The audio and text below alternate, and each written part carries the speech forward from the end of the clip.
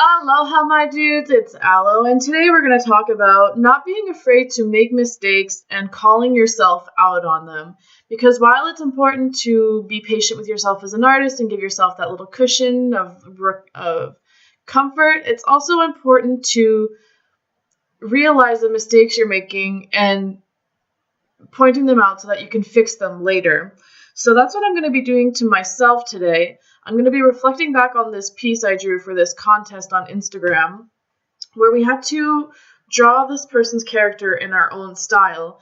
And reflecting back on this piece, while I really like the end result, I really wish I had done a lot of things different. And maybe one day I'll redraw this and actually make those changes that I wish I had done during the piece. So the first thing is you can see it in my sketching process, which I included because I really wanted to show you how long it takes me to end up on a final product and then how I change it eventually anyway. So you saw me change the lips. At first I really wanted her to have a full top lip like the original one, but the way I was drawing it just wasn't transferring to my style. And essentially the whole entire face is something I'm really dissatisfied with. I really wish I had made the eyes a little further apart. I had made the nose a little more button-like.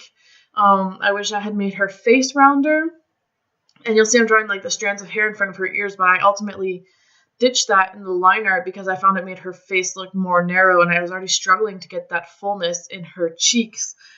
And also this neck piece. You saw me drawing a little bit earlier, but there's like these ruffles on her neck, and it was really bothering me because the more I looked at it, the more I could see like she kind of looked stout and her neck was disappearing, and I was like, does she even have a neck? And this whole thing was bothering me, so I kind of lengthened her neck by moving the head up eventually.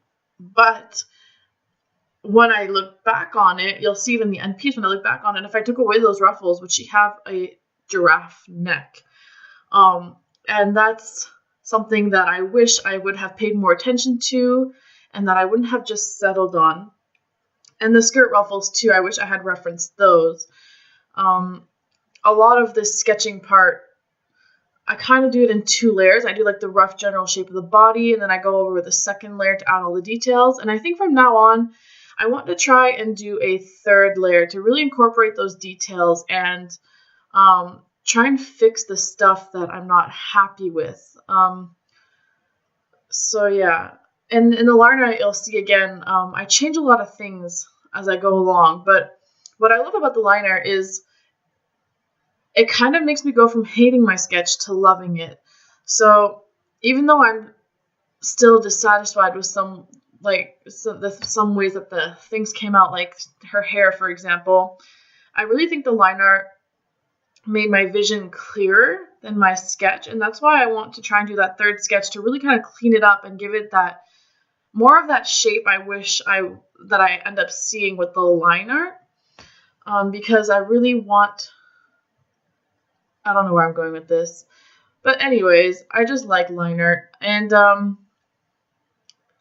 going to take a pause from critiquing myself so I can admire these little neck ruffles, because as much as I hated them in part of the costume design, I really like the way they came out, and I was actually inspired by Michelle from TwistedDisaster on YouTube. She actually does amazing ruffles. Every time she draws ruffles, she draws them so easily, and I just look at it in awe, like, notice me, senpai, teach me, senpai. I don't know, I love her ruffles. So here we're at the skirt again. I really, really wish I had used a better reference for this skirt. I really wish I had, oh no, okay, wait, brief intermission to talk about the penis hand.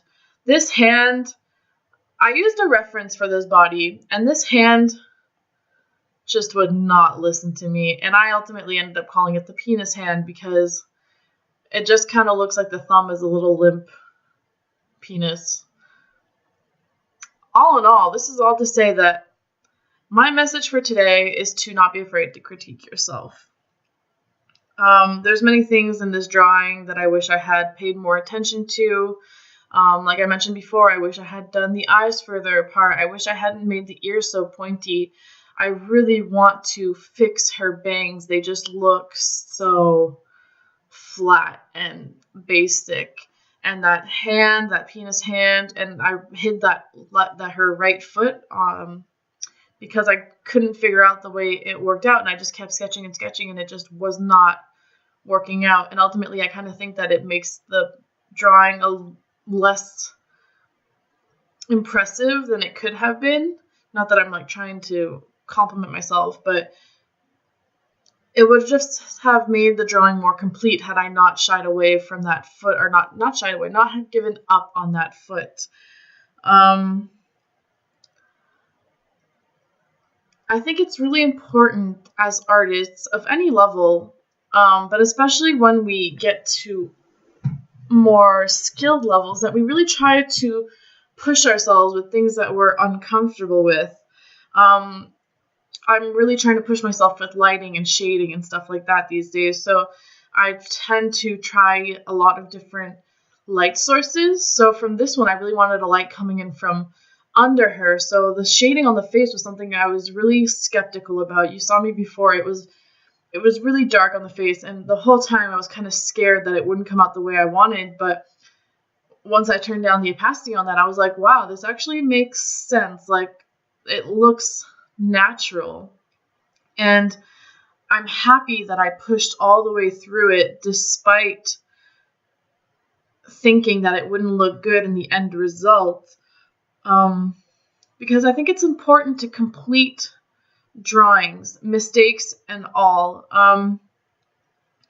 If you make a mistake, whether it's traditional or digital, you can always either start over or you can learn from it. So a mistake, albeit a mistake, is also a lesson learned. And something that I learned from an artist, I think on YouTube, I think it was Danica Sills or something like that. One of the lessons I learned from that was to finish your drawings. Something I used to do as a child is I would just kind of half finish a drawing. I would never push it to the end. And so I have a lot of unfinished artwork all over the place. And you never really learn from that. Like, yes, you'll get better at the parts that you drew, but then you'll try and like color. For example, I used to never color. You'll try to color and you'll find that you're really bad at it because you never finish a drawing.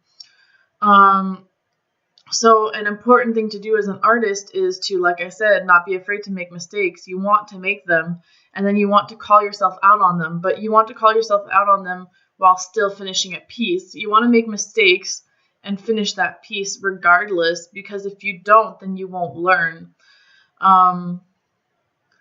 So that's something I really, really, really need to start working on. Like I said before, I used to just kind of finish a drawing, put it aside. Actually, I wouldn't even finish the drawing. I would just kind of draw.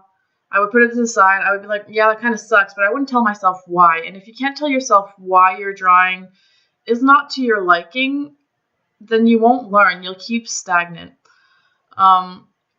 Something that I learned from my old drawings is I didn't like them because the line art was too dark, and I didn't like that harsh line art. So I started to color my line art.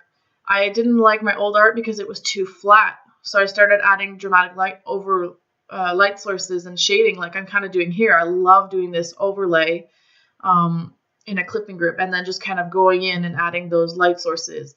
And then you dim down the opacity, and it just kind of makes it come to life. It makes it go from like 2D to 3D. And it's amazing how much light can really change your drawing. And that's something that I only recently learned in the past couple months. And I learned that from going back to my old drawings and going, okay, how can I fix this? How come it's not coming out the way I wanted it to?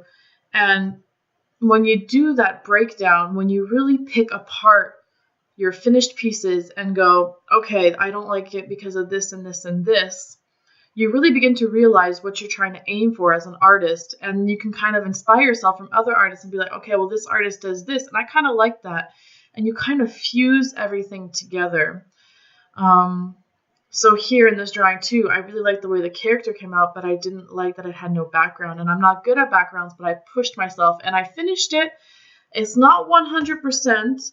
It's not exactly how I wanted it, but I finished it. And I went back and I've watched this video and I've looked at this art a lot, and I'm able to tell what I could have done better. Like, I could have blended it better. I could have chosen my colors a little better. I could have made it more interactive with my character. There's a lot of things I could have done, and I'm able to go back and critique myself like that and know that it's in order to better myself. So that's the lesson of today. Make mistakes, call yourself out on them, and don't be afraid.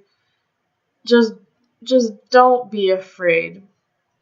Cut yourself some slack, but cut yourself at the same time, you feel? So that's it for this video, guys. I really hope you learned a little bit from it and from my critique of myself. I upload every Thursday, so subscribe for more content. Leave me a like if you enjoyed what you saw, and comment down below for any suggestions on future videos and art pieces. I hope you have a wonderful sunny day, and I'll see you when the surf's up. Bye, guys!